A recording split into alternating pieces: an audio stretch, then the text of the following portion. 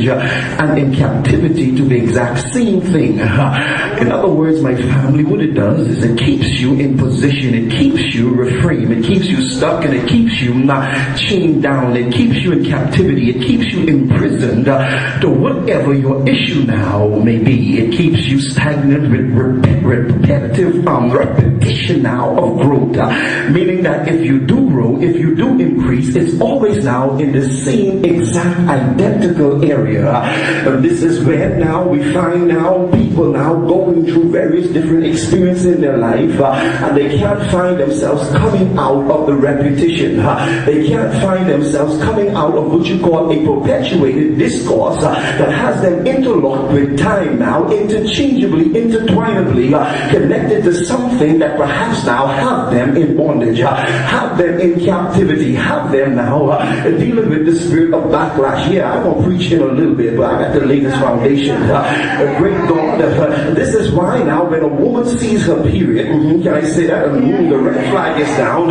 It is called a cycle, because a cycle now is a sequence, and anything now that can be sequenced, it helps us to know and understand that that thing now can be timed.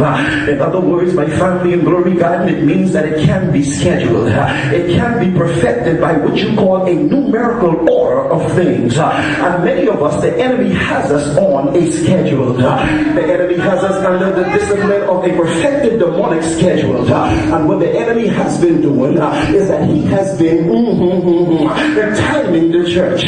He has been limiting us now to a routine within the four walls of the vortex of the Christian church. In other words, what the enemy did is he has us under observation. And what he has been doing is keeping us in bondage now to some things. Things that we schedule and begin to sequence in our lives. I feel like preaching to a few folks because you can understand unequivocally with only form of compromise exactly what it is that I'm talking about.